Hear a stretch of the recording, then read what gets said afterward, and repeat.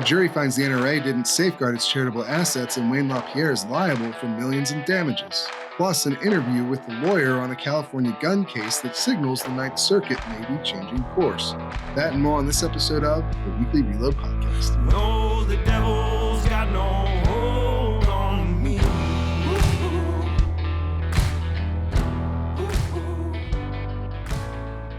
All right, welcome, ladies and gentlemen, to another episode of the Weekly Reload Podcast. I'm your host, Stephen Gutowski. I'm also a CNN contributor and the founder of thereload.com, where you can head over and sign up for our free newsletter today if you want to keep up to date with what's going on with guns in America. Of course, you can also buy a membership if you want to support this sort of independent, informed reporting that we do from a sober, serious perspective.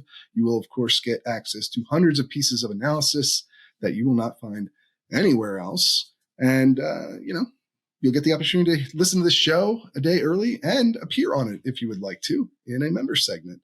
This week, we're doing things a little bit differently. I have an interview that we did previously with one of the lawyers, the lead lawyer in a California gun rights suit, and we will get to that.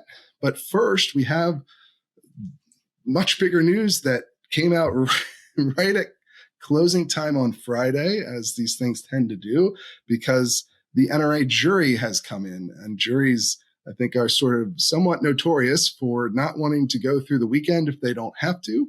And so we got a verdict right at closing time on Friday in the NRA case. To talk about that a little bit, we're going to start off the show with contributing writer Jake Fogleman. How are you doing today, Jake? Good. Yeah, like you said, kind of big news happening right at the tail end of the day here, right before the weekend. Excited to dive into it. Yeah, absolutely. And so the big news is that the National Rifle Association was found to have not safeguarded their charitable assets by this jury in New York. And at this point, former CEO Wayne LaPierre, longtime head and face of the organization, was found to have harmed the NRA and its members by diverting $5.4 million worth of charity funds towards his own personal expenses. So those are kind of the big takeaways. We'll get into some of the other things that came out as well. It wasn't a total down the line verdict here on all charges against all defendants, but kind of the big top line tickets were firmly against the NRA. Yeah, absolutely. Like you said, that's sort of the big news. What I think people that are more casually following this trial were watching closely was obviously what happens to the NRA as a whole and what happens to its longtime face, Wayne LaPierre.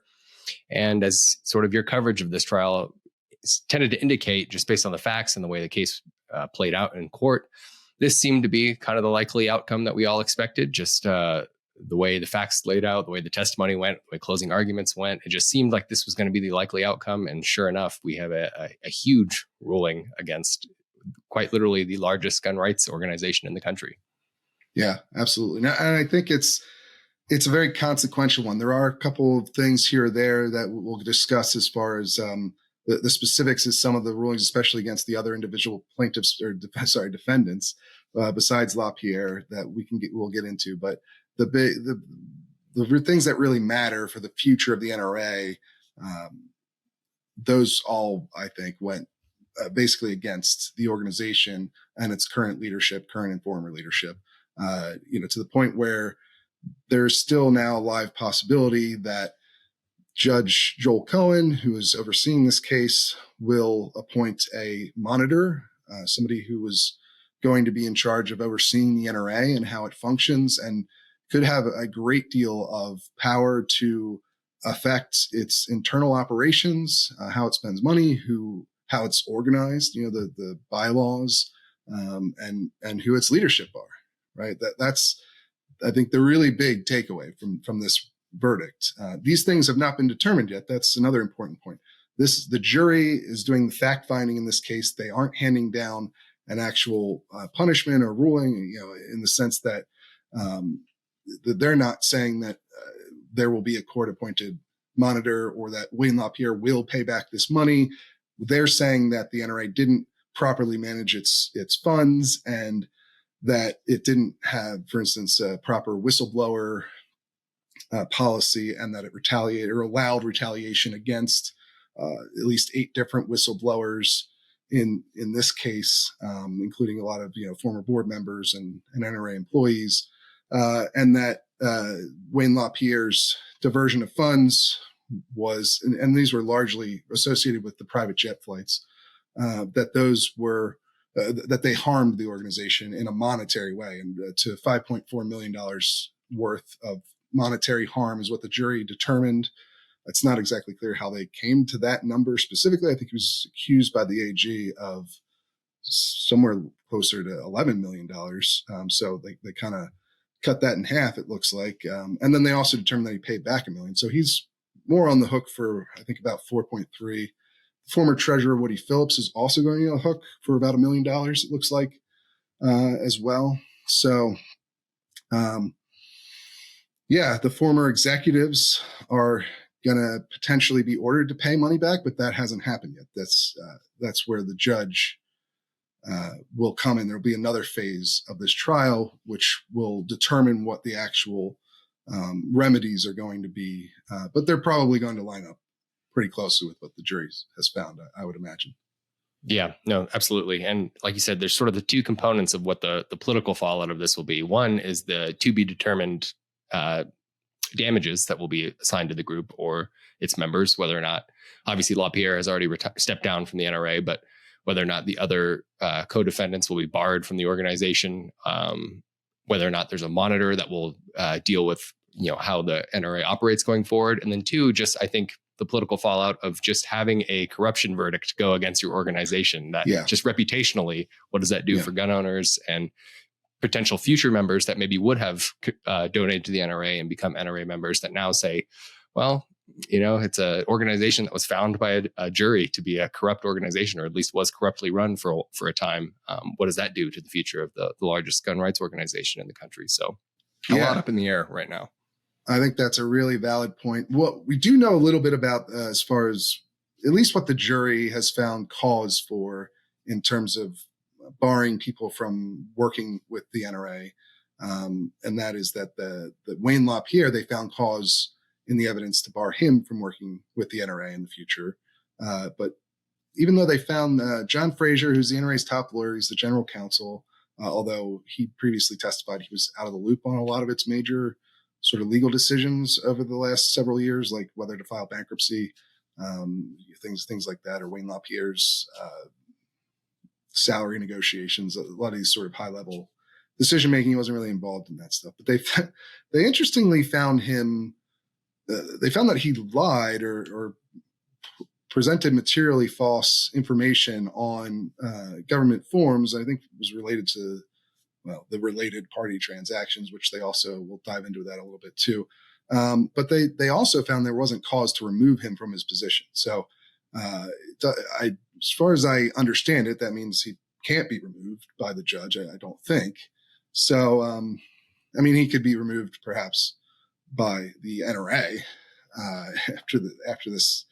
It'll be fascinating to see what happens to the organization, because, like you said, I think it's a huge PR nightmare for them.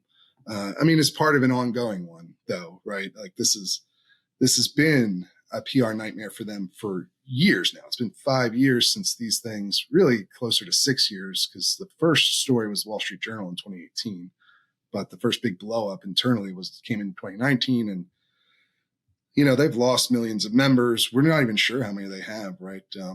Some board members say it's 3.8, where one board member says that mostly. Another board member, Buzz Mills, says it's around 3 million, maybe less than 3 million. The NRA says it's not less than 3 million, but they won't say, at least their official spokespeople won't say what they think the number is.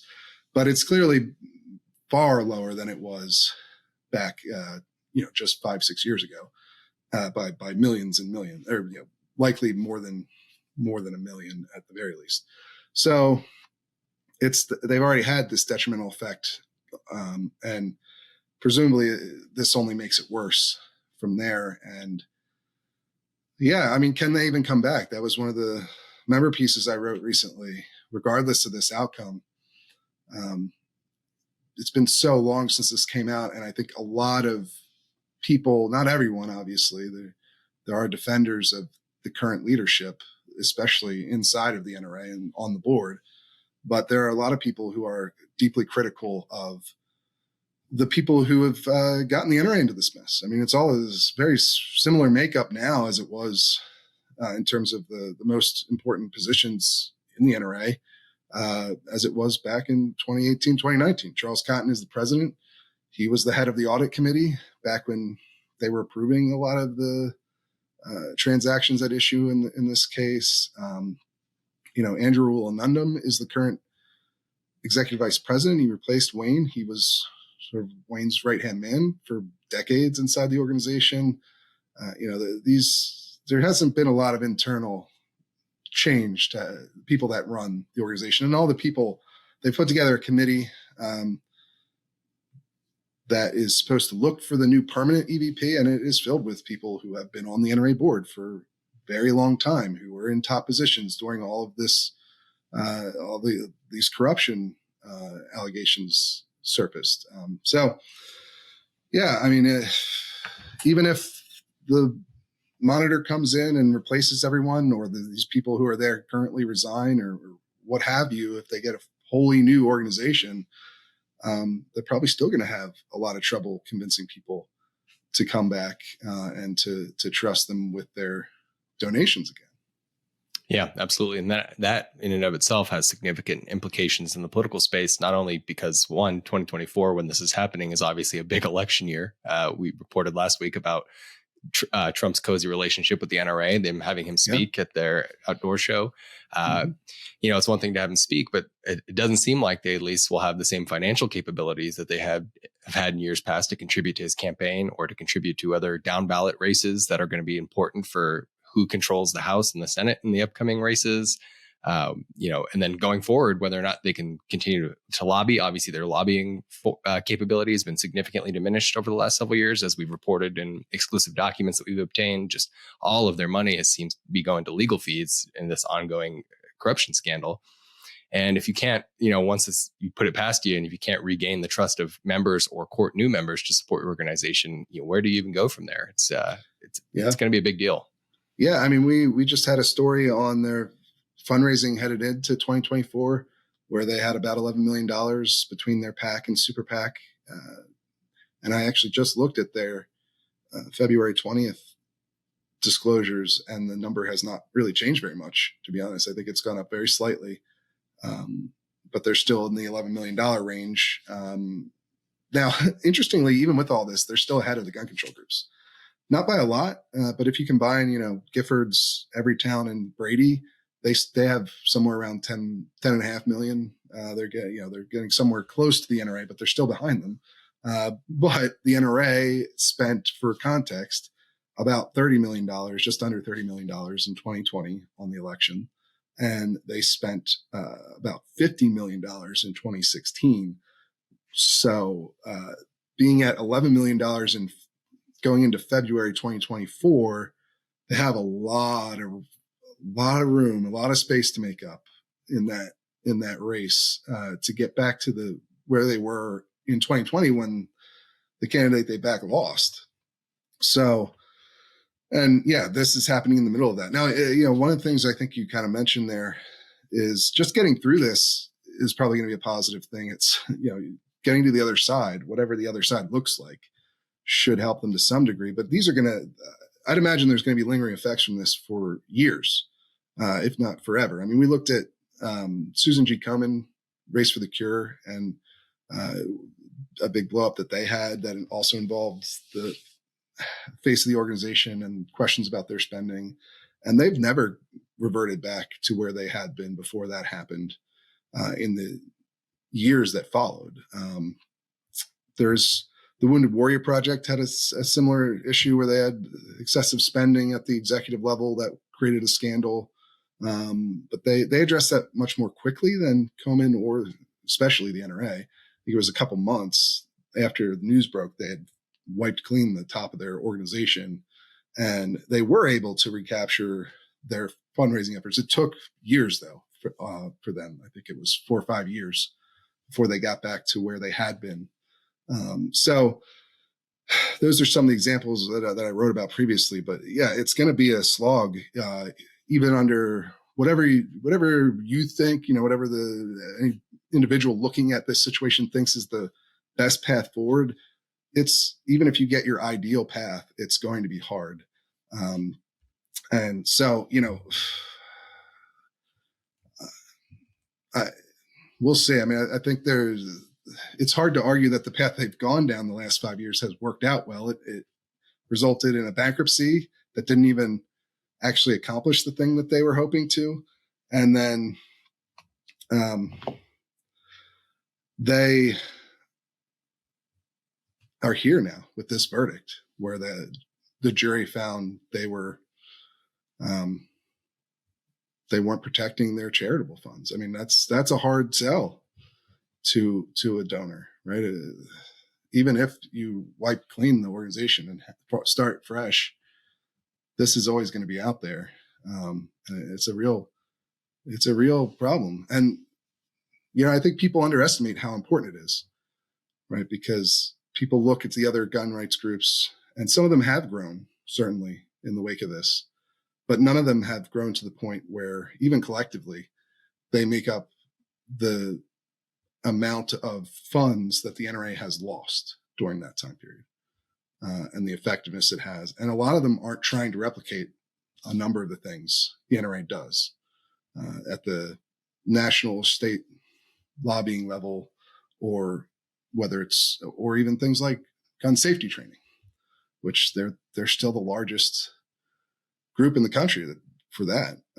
So, there's a lot. It's going to be a long slog to get back to where they were, if they ever can. Yeah, no, I think that's an important point. There's a lot of balls in the air, but I think, either way it goes, like you said, no matter what course they decide to take, the remaining leadership decides to take, it's gonna be a landscape altering next few years in gun politics.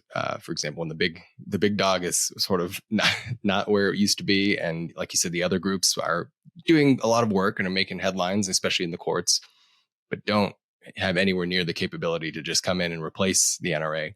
No. Where does it go from here? Where does the gun rights side of the ledger go from here? Yeah. And, this was one of the complaints that the NRA tried to raise in this case. One of the defenses was that this is kind of the outcome, one of the outcomes that Letitia James, the Democratic AG from New York, was hoping for. She's clearly a political opponent of the NRA. While she was running for AG, said that she thought they were not a charity, but a domestic terror organization. Clear bias against the group. She initially was trying to dissolve them outright, to shut them down, which I think, if you look back at the coverage of that at the time, a lot of people from across the political spectrum were concerned about that. An AG using her governmental power to shut down one of her political opponents. Now, the judge removed that option from this case, and he also removed the defense of complaining of the AG's bias from the NRA. Like, it wasn't a viable defense in court against these allegations of corruption. It didn't last on appeal either, but the NRA did still try to make that case to the jury, oftentimes as they went through, to try and get the jury to believe that all of this was unnecessary political attack, essentially, from the Attorney General, and that in connection with that, it wasn't necessary because the organization had reformed itself, that it had put in safeguards, that it had fired some of the bad actors. Now, obviously, the jury didn't buy that. The jury did not feel that whatever the political motivations of the AJ might be, those were enough to overlook the corruption that occurred inside the NRA. And they didn't feel clearly that the reforms the current leadership claims to have made were enough to remedy the situation. Right? I mean, that's clear from their verdict. And so, but it's still interesting, because if you step outside of the court and look at the situation, this case really did harm them significantly as a political entity. They're not now, that's sort of intertwined, of course, with the corruption itself. The exposure of the corruption came from one of their political opponents, right, by filing a case like this. But, it's hard to unmingle those two effects, because the AG is, I think, fairly clearly politically motivated here, but the people she's, the NRA and LaPierre and its leadership gave her a lot of openings to go after them on non-political grounds. And this is where they've ended up, which is not a good place if you're a gun rights advocate. Yep, certainly. It's kind of an inopportune time if you are a gun rights advocate. Like we said, not only because of the election, but just there's a lot of momentum, I think, on the gun control side as of late. You see it at the state level in particular, where the NRA is pretty much the only lobbying gun rights force other than state groups, right? There's no other national group really doing state level lobbying. And you're seeing the resurgence of assault weapon bans at the state level. You're seeing all sorts of gun control policies, particularly in blue and blue leaning states. And, what happens when you have a gun rights group that's no longer able or has the resources to get involved in the fight, that could change the political landscape too. So it's definitely a huge ruling with a lot of fallout that still remains to be seen. Yeah. I mean, I think on the top lines here, which is, did the NRA properly administer its funds? Jury says no. Did Wayne LaPierre harm them by diverting funds toward his personal expenses? The jury says yes, to the tune of $5.4 million. Those are the top line thing. Those are the biggest takeaways that everyone's going to look at from the general public. And those are both very negative for the NRA. But I do want to get into some of the other stuff that we found, because it was, like I mentioned before, some of it's a little bit of a mixed bag on kind of the tail end, the other charges in this case.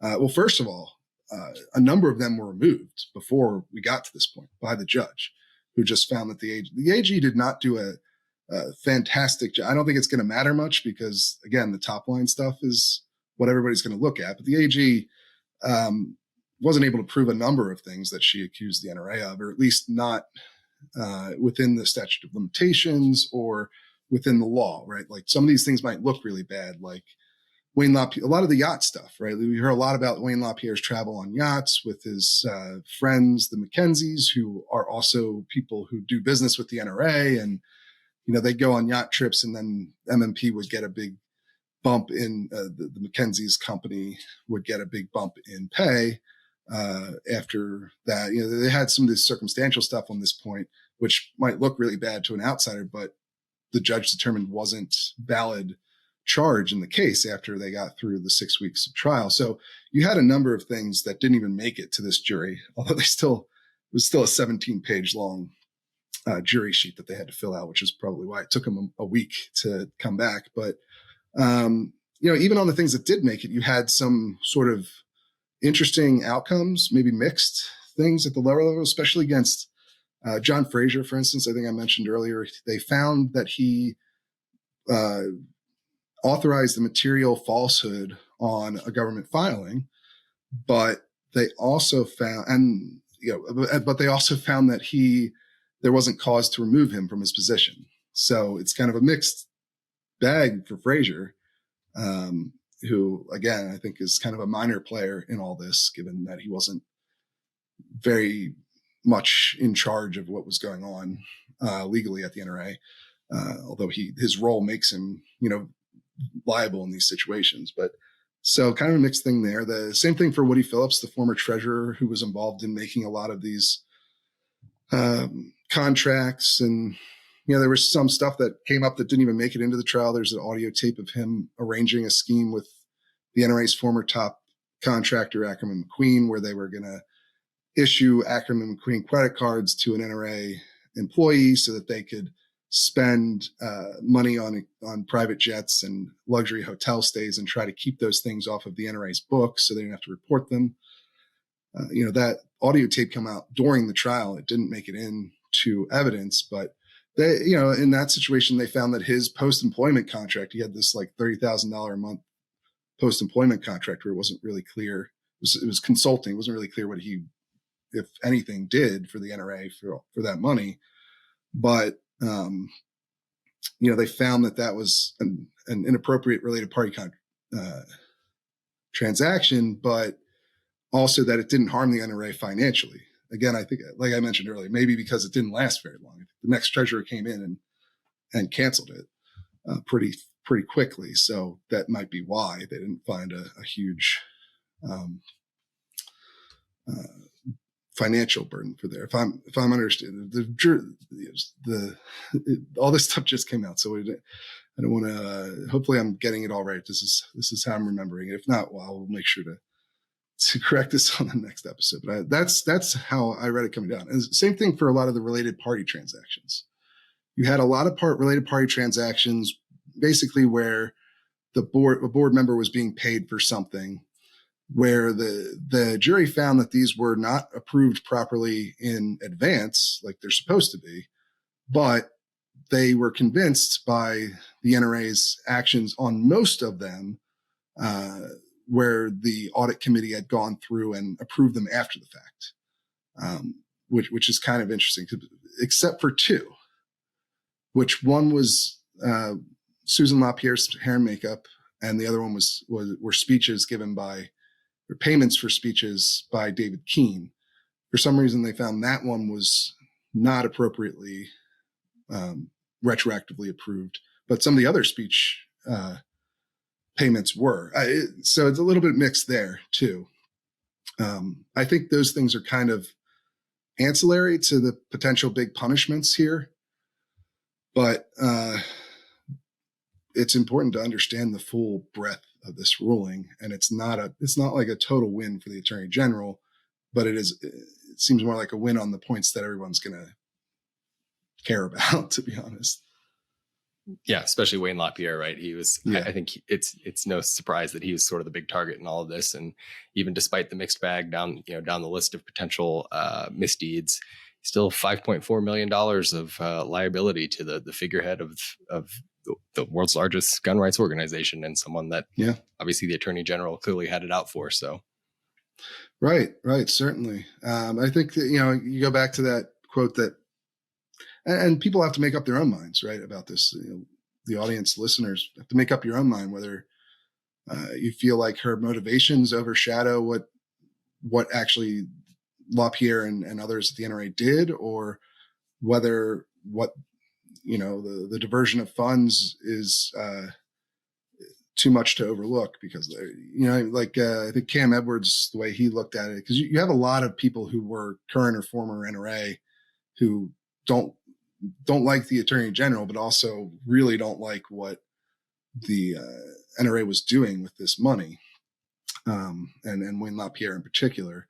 I think Cam Edwards summed that point of view up by saying that Letitia James was on a witch hunt, but she found witches. So it is, but it's, there's nuance. There's a lot of nuance there. It is very similar to these Trump prosecutions, right? I think there's a lot of similar arguments over those on either side.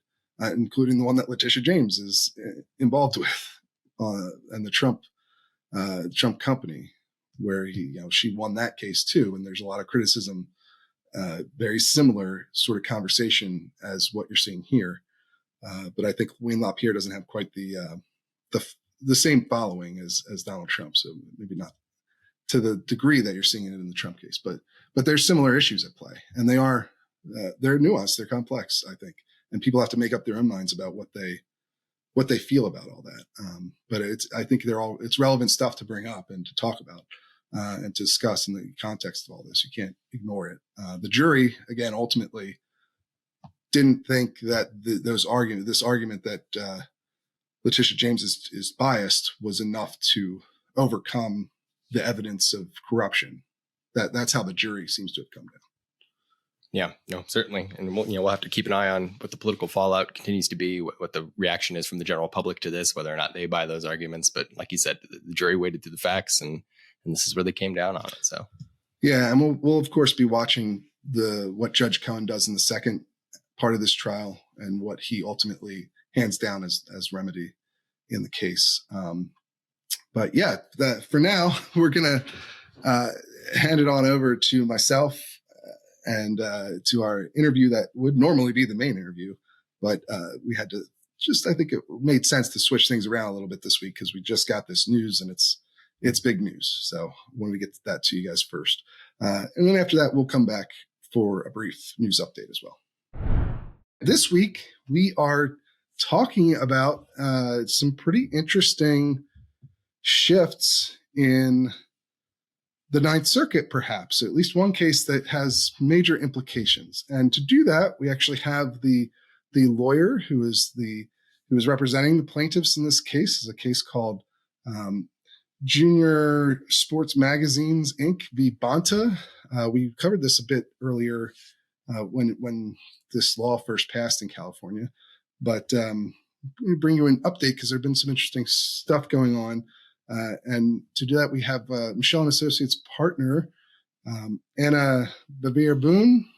Hopefully I pronounced that right. I'm always first time guests. It's always an adventure, but welcome to the show. Can you just tell people a little bit about yourself? Of course. Thank you so much for having me, Stephen. Again, my name is Anna Barvir-Boone.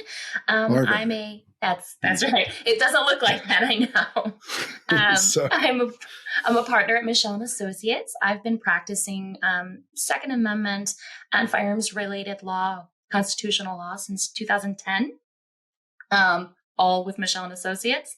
I have had the honor of being part of some of the biggest gun-related cases in California since my time at the firm, and I'm super happy to be here today to talk about some of them with you. Yeah, absolutely, and we really, really appreciate you taking some time to join us and walk us through some of these things because I think it'll be kind of procedural and a little bit geeky and insider baseball kind of stuff, but I think it has pretty interesting implications potentially. And so the main thing we're going to be talking about here is the fact that the Ninth Circuit did not accept a request to take this case, which has already had lower courts opine on it, to the full panel of the Ninth Circuit, what's called an en banc panel. And I think that has a lot of potential implications for the future of gun litigation in California and the rest of the Ninth Circuit, which is obviously very important because it's a major area of Second Amendment law in the United States. But first, let's talk a little bit about the background of this case, because I think people maybe forgot about this one a little bit. So it's made a lot of headlines when the law was first passed in California. This dealt with sort of advertising of guns that in ways that may, quote, appeal to minors. And at the time that this passed, it created a whole lot of confusion within the state, right? Especially among youth shooting organizations. So there's obviously, even in California, it's a very large state with a lot of people and a lot of gun owners. And a lot of them have children who like to participate in the shooting sports, things like clay shooting, especially is a very popular pastime in lots of parts of the country, but also in California. And there's been a number of very elite Olympic shooters who've come out of the state. I believe Kim Rody is from California, if I'm recalling correctly, who's one of the most accomplished Olympians in American history, in fact. But, the way this law was written, I know that it caused, we did a bunch of reporting on this time. It caused a lot of those shooting leagues that exist in California to shut down.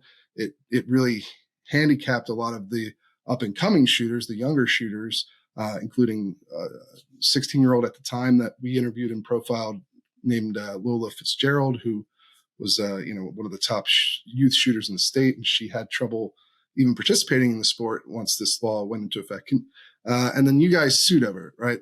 Or a collection of gun rights groups that you represent sued over, like the California Rifle and Pistol Association that you guys do a lot of work with, and a number of other groups. What's happened since this first wave of attention and news where, these shooting sports leagues were impacted and shut down, magazines and gun stores and all this other stuff was impacted? What happened after that? Well, you're right. So when the law was passed, it was called Assembly Bill 2571. And it was initially a really broad sweeping, I think intentionally vague bill that barred what they called quote unquote designed, intended, or reasonably appears to be attractive to minors. And it had a list of characteristics that make something reasonably attractive to minors. But of course, that list was not exhaustive. It was things like using plushed animals to promote firearms sales or firearms organizations, using children, minors under 18, in advertisements or images, using colors or sizes or characters that would be attractive to youth. Excuse me, without any limitation that those things might also be equally attractive to adults. And so what that initially did, which as you mentioned, was it threw youth shooting organizations, all youth-oriented magazines, even some magazines that were targeted to adults that might have ads with youth in them, like a young person hunting with their father, for instance, which is an image you see a lot. In even grown-up magazines, that would have counted too. So there was a lot of concern, and it was passed as an urgency bill. So it took effect the day that Gavin Newsom signed it. It was immediate. And so junior shooting organizations, including our clients, the California Youth Shooting Sports Association and others, immediately put the brakes on the events that they were hosting, competitive shooting events, outdoor youth days where their sponsors are local shooting sporting goods stores. Those sorts of like outdoor, get it outside and enjoy the outdoors events got canceled throughout 2021. Excuse me, 2022. I'm sorry. And then some of these organizations, a lot of the sporting organizations, worked with some politicians in Sacramento to say, look, this is completely broad. It's not just touching commercial speech, and it's affecting our ability to have competitive shooting events for youth. Right. Yes. So there was a backlash to this because the initial selling point for this legislation from Governor Newsom was a kind of a troll campain from a single company, essentially. Yeah. We Won Tactical. They made a 22 long rifle that was designed for children, designed to have the appearance of an AR-15. They called it the JR-15. Right. And they used marketing that included, skull and crossbones with a pass fire. And this outraged the governor and led to this legislation, which seems to be sort of intended to address, I guess, that concern that he had over this particular company, which did eventually change its marketing. Right. But obviously the backlash is that this had a much wider effect in practice than some sort of messaging bill over a single company's advertising. Right. And I think that, perhaps for certain folks who were taken aback by that particular advertising campaign, this bill was reasonable to them. But I think that there perhaps was some broader goal that certain, California politicians perhaps, saw this as an opportunity, because that advertisement itself, while, you can have your feelings about it, whatever they are, good or bad or indifferent, it was obviously a ploy to get at a broader thing that we're seeing in California, which is a lot of laws that are aimed at tamping down on gun culture generally. I also do a lot of lawsuits with regard to banning gun shows throughout California on state-owned property. And so, as we know, yes, that's a place where gun transactions are begun in California, ammo sales happen, but a huge portion of that is just coming together and celebrating gun culture. And so it's something broader that we're seeing, and that ad was just something that Newsom was able to use to start this. And so, yes, we ended up with this huge backlash. They tried to pass an amendment to the law, and they passed it rather quickly in response to our junior sports magazine's lawsuit. And they did some things to try and narrow the law a bit to make it so that these sorts of youth outdoors days weren't being impacted, that competitive shooting events could still happen, that you could have fundraising dinners where, youth guns might be advertised or sold or raffled or sponsored. And they tried to do that. And I think that the lawsuit does show, the outcome of the lawsuit does show that they were at least sort of, and the state was at least sort of successful in narrowing it to only that type of commercial speech, because it became, with the amendments, it became that it wasn't just, all sorts of pro-gun messaging that might be enticing to youth, but only when the primary purpose of that messaging was to sell a product that was, and it's not just firearms, it's firearms, ammunition, and firearm related products. And that is defined very broadly to include almost anything that one would use while shooting. So it's, so they were sort of successful in narrowing it.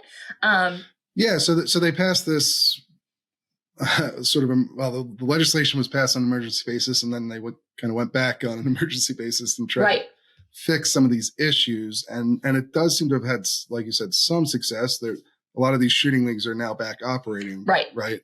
That's right. So yeah, I guess the question then is why did this lawsuit continue? Why weren't you satisfied with those changes? That is such a good question. And I think the answer is kind of twofold. First, I think first, as I keep saying, I think it was only marginally successful in really limiting it to that type of commercial speech, because, as an attorney who represents organizations like California Rifle and Pistol Association and other organizations that do these sorts of youth outdoors days, sporting events, and even competitive sporting events, those types of events, as just like any event, festival or event like that, it has sponsors. And who are the number one sponsors of these sorts of events? They're going to be the manufacturers, makers, and retailers of firearms, ammunition, and any firearm related products, as the law was defined. So in our view, my theory is that the law still impacts the ability of these nonprofit organizations to host these sorts of events for youth and families, where youth are trying their hand at shooting and other recreational activities, and for the higher level competitors to wear the sponsor of their, an Olympic shooter might have a sponsor, right? And he or she would not be able to wear their logos, right? Because they are firearm related corporations that are trying to sell a product through that person. Also, those events, again, they're highly sponsored by those sorts of things. So it still shuts down that speech to adults and to youth. But the other thing is that even if we're only looking at the commercial speech aspect and the ability of firearm related industry members, I call them firearms industry members in the bill, the ability of firearms industry members, and that includes pro-gun nonprofits, right, who have a pro-gun message, they are included in this law. It still muzzles them from making speech that is, what do they call it? Designed, intended, or reasonably appears to be attractive to minors. The law was purposefully and intentionally extremely broad on what that means. And there's no way to tell. No reasonable person can look and be like, well, that isn't also just as much or more likely to be attractive to an adult human person. Additionally, in California still, minors can legally use firearms. So there's this speech, the ability to communicate to both minors and their parents who may choose to have, to allow them to shoot, that speech, educating them about what's on the market, what are safer for children and younger, smaller people to use, that information needs to be able to get to them. And the bill, even if we're only talking about the marketing speech, shuts that speech down, and it prevents adults from getting information that they need to buy and make good decisions about the firearm-related products they want for their children. And it also affects older children's ability. They're going to become adults soon, and they're going to have a full Second Amendment right to access those things, and they should be able to get the information, educational information about what's on the market. So that's why we continue the lawsuit. Okay. And, obviously you've seen, at least in public, I'm not as sure about what they've argued in court, but there's been a lot of comparison here with, tobacco company regulations, things like, what is it, Joe the Camel from cigarette sales right. being banned. I think that's how they would counter these arguments that, they don't want something like that to occur with firearms. And I guess they would use the skull and crossbones and pacifier imagery from We Want Tactical as an example. Right. How have you guys dealt with that argument? That's a really good question. And there is a line of commercial speech cases going up to the Supreme Court dealing with marketing of tobacco, marketing of alcohol, marketing of cannabis, that is purportedly to prevent those sorts of messages from getting to youth, and encouraging youth smoking or youth drinking. I think there's also some gambling. There's restrictions on gambling marketing that's similar. But at the end of the day, those cases a lot of times come down on the side of more speech, not less, right? When dealing with a commercial speech restriction, the court first has to decide if the speech that they're looking at that is being targeted is lawful and truthful and promoting lawful activities. So a lot of times, if you have a direct marketing campaign for tobacco, right, and you're suggesting that youth can go out and purchase tobacco, then that's not lawful. That's not lawful activity that it's promoting, and so they can tamp down on that. And when they do that, but even when they do, if the language is, even if they're going after something, when they are going after speech that is lawful and truthful, they still have to do restrictions that are narrowly tailored under intermediate scrutiny, right? So it's not just, oh, Joe Camel is attractive to minors and we can get rid of that just because we're afraid that's going to be attractive to minors and they're going to want to smoke.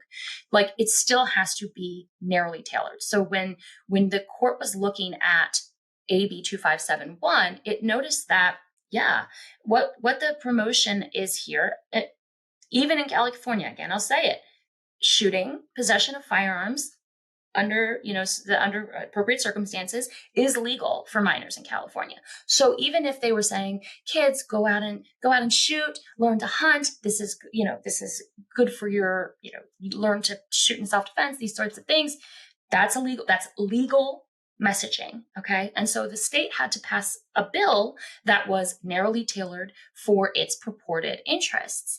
The interest that that the state was purporting to serve through AB 2571 was in preventing, the legislative history talks kind of broadly about youth shooters, right, harming other people and illegally getting firearms as minors. And the state's kind of theory is that, well, any advertising is going to make them want them. It's going to drive up the market for firearms among minors, and there's going to be all these illegal sales.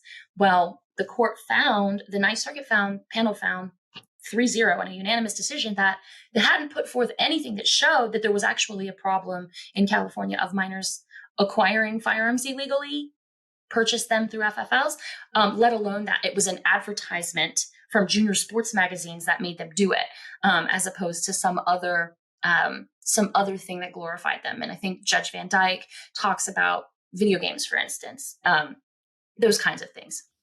Right. Yeah.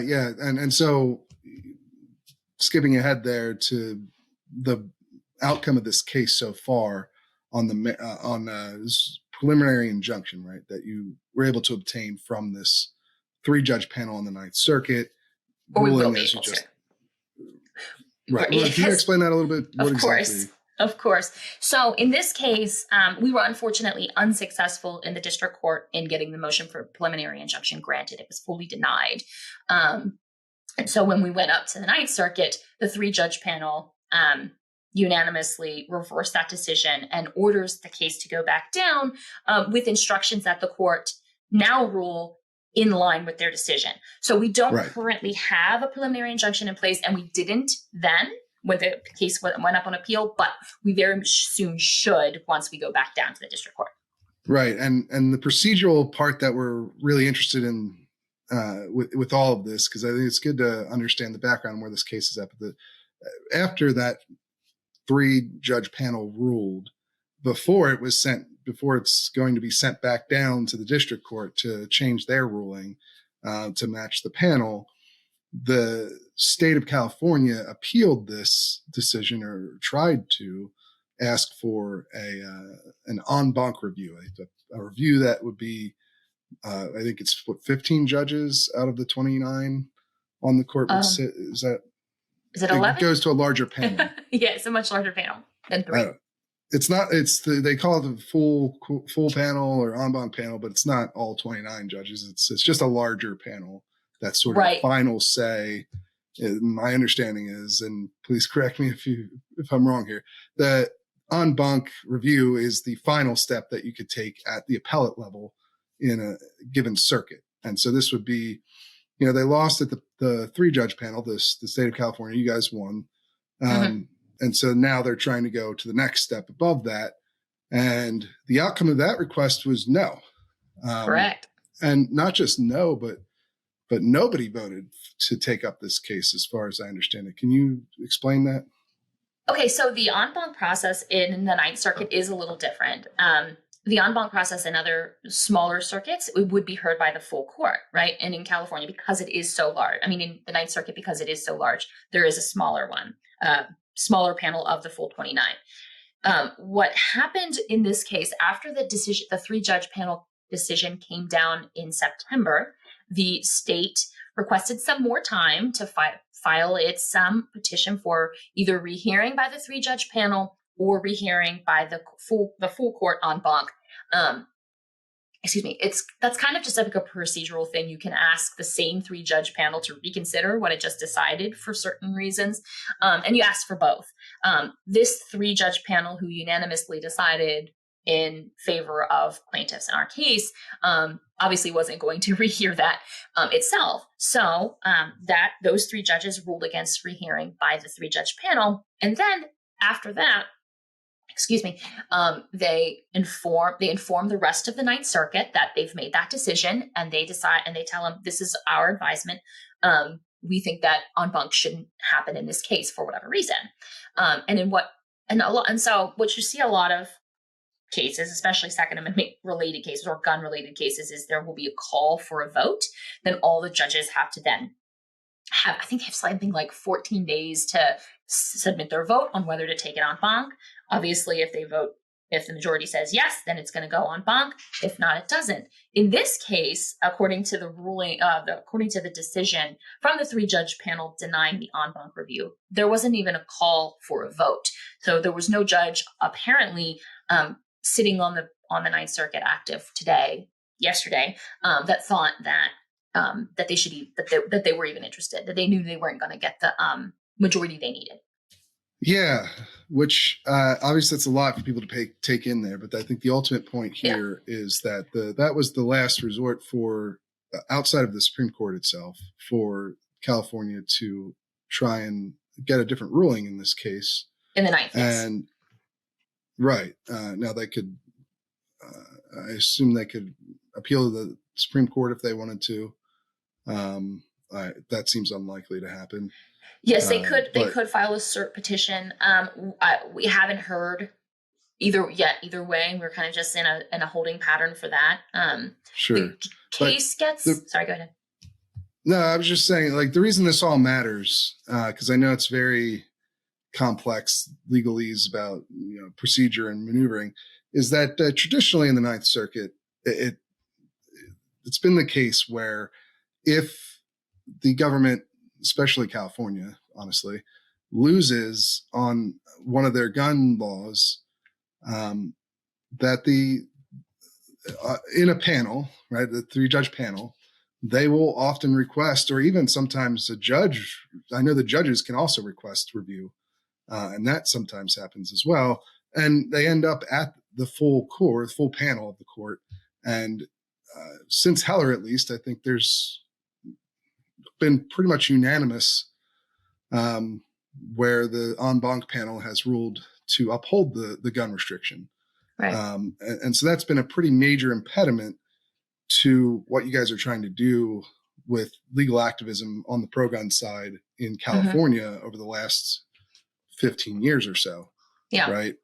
And so that's where, this is not necessarily like a major, it's not Bruen, it's not Heller, but it seems like it could potentially be significant if it signals perhaps a change in what the Ninth Circuit does with gun-related cases. Now, there are some caveats here, right? On this point.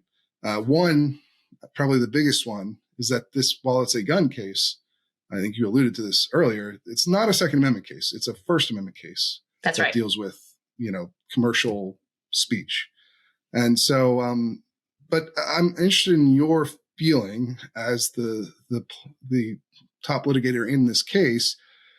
Do you think it's significant that the Ninth Circuit decided not to go en banc in this particular case? And, if so, I just want to hear more of your thoughts on it. Where do you think it's headed?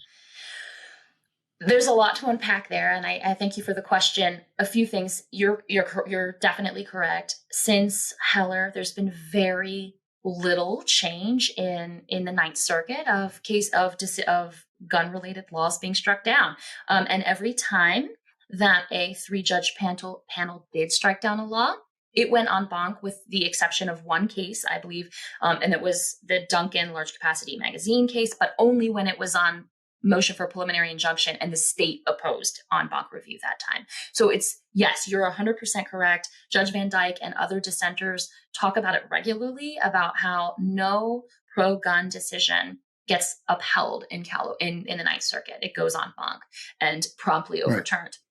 And so just to put a point on that, because you mentioned Duncan, but you said that the state opposed it in that circumstance. Mm-hmm. So every time the government has wanted there to be an en banc review of a gun-related holding among a Ninth Circuit panel, they have gotten it, and it's a good point. The lower panel has been reversed, right?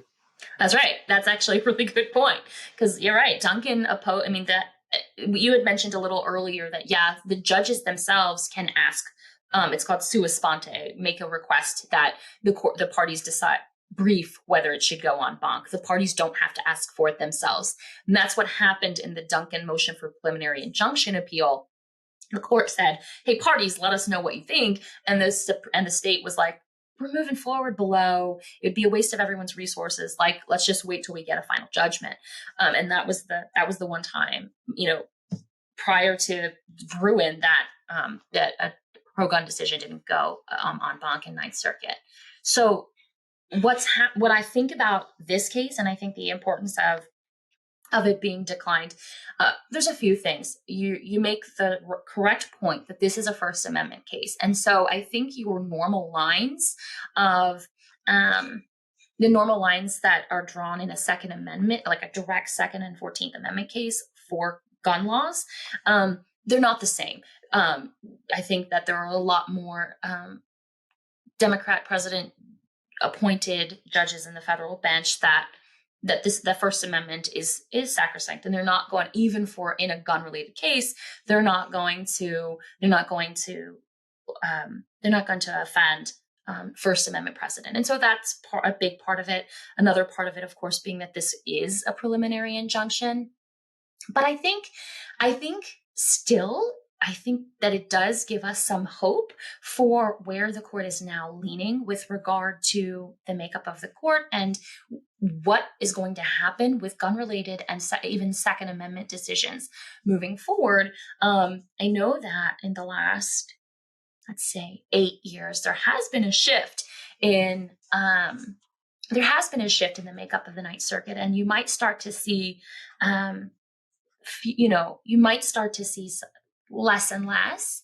And also Bruen was a huge decision, and it could have changed the way that some, judges, even who might have upheld a gun control law under intermediate scrutiny and other tiers of scrutiny analysis, with the Bruen analysis being what is very clearly what they have to follow now, they may not, there may be some court judges, even on the Ninth Circuit, that think it's a bridge too far to take a case en banc when the Second Amendment historical traditional analysis was correct. I'm hopeful as someone who practices in this area almost entirely, but I'm also not completely dumb. There is still, obviously in this circuit, there is still anti-gun sentiment, and I think a lot of procedural things do happen that can put a Second Amendment case en banc when maybe in another context, a First Amendment or other constitutional right, it may not. So, yeah. Do you think that perhaps, to use an apt analogy here, they're kind of keeping their powder dry in some of these situations, maybe moving forward, where they're not going to take every single gun-related case en banc if just because the government lost at the lower level? Maybe they're going to be more selective. I mean, also, Bruin kind of opened the floodgates to a certain degree on these kinds of cases, right, and getting more favorable rulings in the lower courts with the standard change that it implemented that you just described. So, how many cases can they realistically take up anyway? That right. Maybe that's another consideration.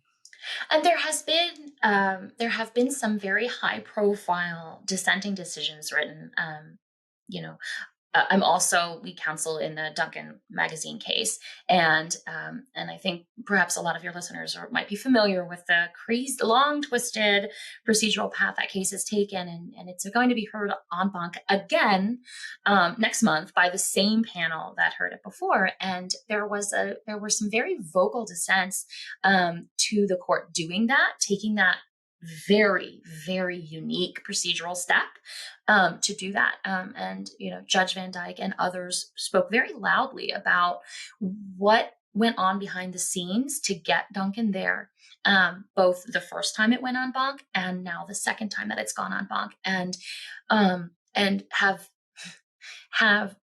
spilled some ink or some tea, I guess, explaining that, what they're doing behind the scenes is very politically motivated. And this isn't something you see in other contexts, in other rights contexts specifically. And very much calling out repeatedly the Ninth Circuit for never allowing a positive Second Amendment decision to stand. And I don't know if the court feels like, well, they have to make sure they're not taking every single case now because, for legitimacy's sake. I would hope that they would think that.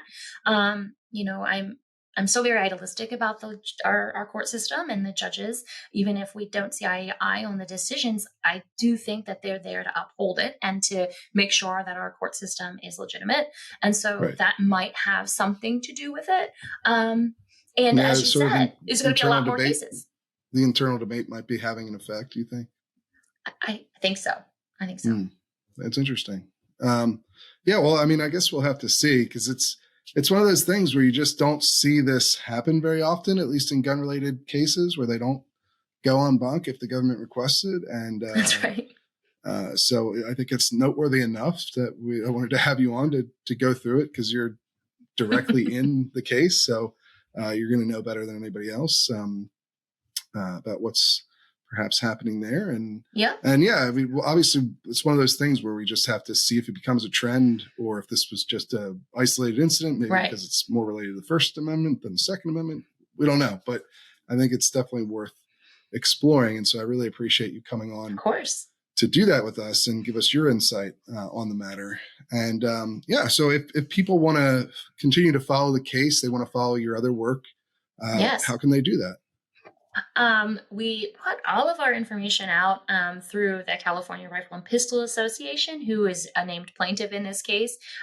You can follow Costas Moros on X. He does a lot of tweeting about posting about our cases. He does a lot of tweeting. Yes, he does. But definitely you can learn about it there, or michellelawyers.com. We post all of our updates on the website.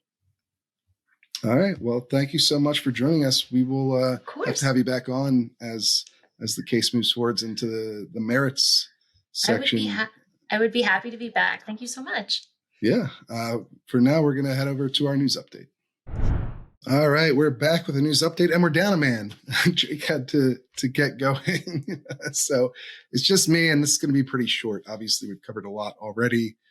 It's beginning doing things a little bit differently than normal. So Just going to give you a couple of our biggest headlines from the week that weren't about the NRA or the Ninth Circuit situation, because I think we've covered both of those fairly thoroughly. Although I should note, just real quick on the NRA situation, Woody Phillips, the former treasurer, was not found. It was found that his post-employment contract didn't harm the NRA financially. That's what the jury found. But they did find that he was liable for $2 million worth of harm for, failing to carry out his duties in good faith. So it's not just Wayne LaPierre who's going to likely be forced to repay the NRA. And to be clear, that money goes to the NRA, not to the New York Attorney General or anyone like that, because the NRA is the party that was harmed in all of this by Phillips and LaPierre's actions. So that's an important note. I also want to address something real quick from last week's show, and I think I've mentioned this before when Cam Edwards is on as well. I have been told that that Andrew Rowland-Nundum, who is the current temporary interim executive vice president, the guy who's running the NRA for a long time, Wayne LaPierre, right-hand man and spokesperson for the NRA, had worked for Ackerman McQueen before he joined the NRA. I've also been told, and I think Cam said this when I brought it up initially as well, I probably should have just left it there, but that that's not true. As far as I understand, and I've reached out to several sources who said that he didn't work for Ackerman directly. So I just wanted to correct that. I don't think it's a major point, but it is something where I don't want to mislead you guys about anything. And I want to be able to come out and tell you whenever I think I've gotten something wrong. I did reach out to the NRA themselves for comment, or like just to try and clear this up on the record officially, whether or not Andrew ever worked for Ackerman, but they didn't respond. But from what I've gathered, talking to former NRA staff and insiders, he did, as far as I know, he did not work at Ackerman. So I just wanted to get that on the record for you guys.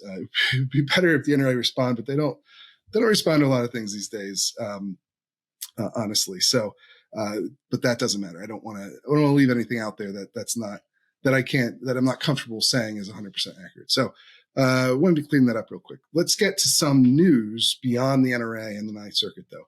First up is the Supreme Court. We had a new poll from Marquette University, from their law school, that looked at a number of things dealing with the Supreme Court. But one of them was the Bruen decision, right? The landmark Second Amendment case that was handed down in 2022 that invalidated New York's restrictive gun carry licensing scheme. It used to be called a May issue scheme, where effectively government officials had a lot of subjective say over who actually got a permit and who didn't.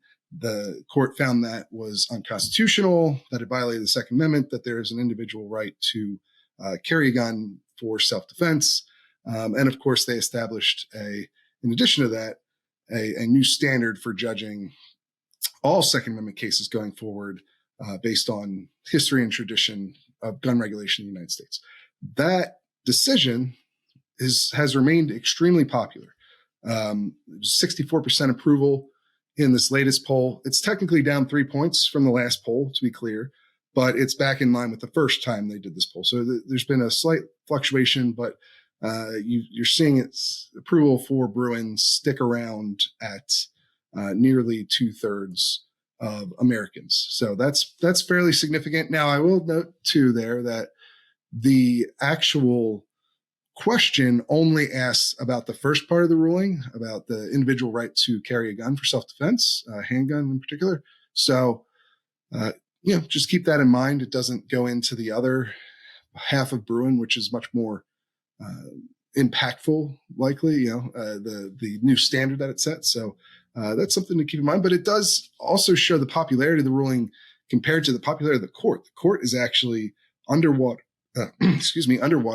among Americans. It's only at 40% approval, almost a total reversal from 4 years ago when they asked that question. And you can see it if you look through their polling over time, just flip, probably around, in part, the Dobbs ruling, which was also polled. This is the landmark abortion ruling that overturned Roe v. Wade.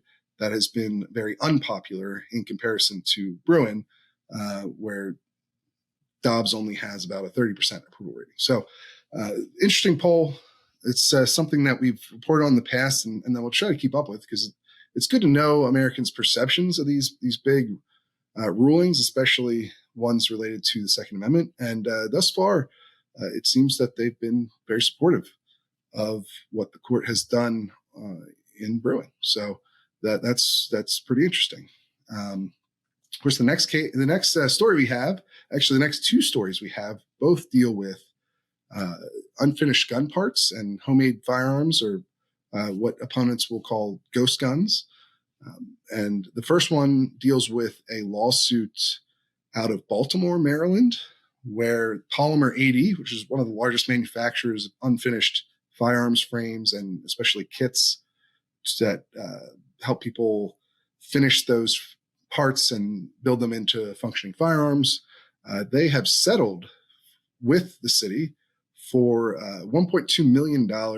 And they've also agreed not to sell their products into the state of Maryland anymore, which does have a ban on the unfinished parts as well. But this is actually the latest in a series of cases where Polymer 80 has agreed to settle and agreed not to sell their unfinished frames and receivers and kits anymore in the affected location. So that's a pretty interesting outcome for sure, and one where Polymer 80 doesn't seem to be it seems to be favoring settlements at this point in these cases instead of continuing to fight them. Now, I think their business has also kind of transitioned a bit towards actual fully functional finished firearms that they sell now. So that may be part of the reason here, but it's certainly interesting and very relevant for the continuing fight over homemade guns. In addition to that story, the second one, also relevant to that fight, and that comes out of another city very close by, Philadelphia, Pennsylvania, just up 95 from Baltimore. They had passed their own local ban on the possession of unfinished gun parts or unserialized firearms. And so they have, as has happened many times in the past with Philadelphia, they were sued under the state's preemption law in Pennsylvania, like in 40 other states. The Commonwealth, in this case, has final say over firearms regulations. So localities cannot make their own firearms regulations.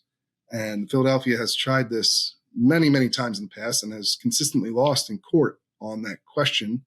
And they are actually currently in a case at the Pennsylvania State Supreme Court over this basic issue of this preemption law.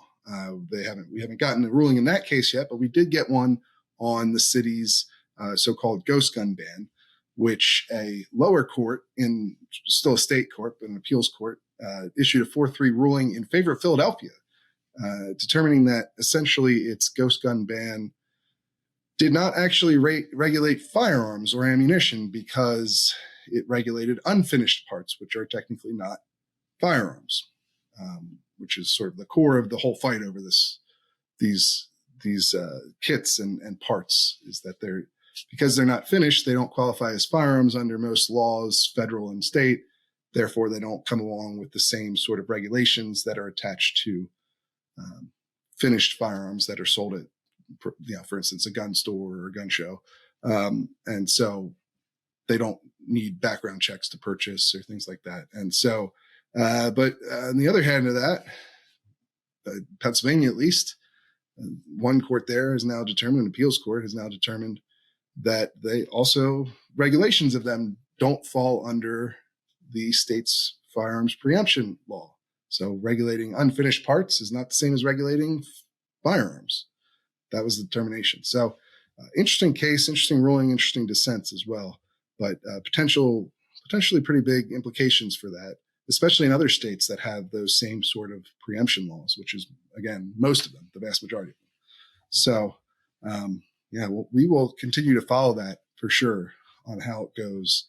And if other cities start to follow the lead of Philadelphia on that point, or if this case makes it up to the state Supreme Court and perhaps they rule differently. We will obviously be following all of that here at The Reload, which is why you should, of course, head over and sign up for our free newsletter today if you don't already have a subscription. And if you want, you can go ahead and buy a membership, which helps support our reporting. It is how we fund what we do. It is the core way we support our independent and informed journalism that comes from a sober, serious perspective. And, I would hope that you would consider supporting us today. And of course, you get real value for that, for those dollars that you spend. I think, I believe in absolutely providing value when we ask people to pay for a membership. So you get access to hundreds of pieces of member exclusive content, stories, and analysis pieces that you cannot find anywhere else. It's great if you like to read the stories and then want to know a little bit more about them from somebody who's well informed on both the politics of the topic and the guns, which is something, frankly, that is not very common in media. You usually get one or the other. Major outlets might be pretty good at the politics, or at least, especially on the Hill, in DC, but they don't know anything about guns most of the time. And gun publications know a lot about firearms. They could tell you the muzzle velocity of any caliber out of any barrel, perhaps, but they often don't know the politics very well. So we try to fill that gap in between and bring both those things together. And I think we provide a lot of value in doing that. And of course, beyond the pieces, the analysis pieces you get access to, you also get this podcast a day early and the opportunity to appear on the show in a member segment. So if you're interested in that, you can head over to thereload.com and pick up a membership today. We'd love to have you. But that's all we've got for this week. We will see you guys again real soon.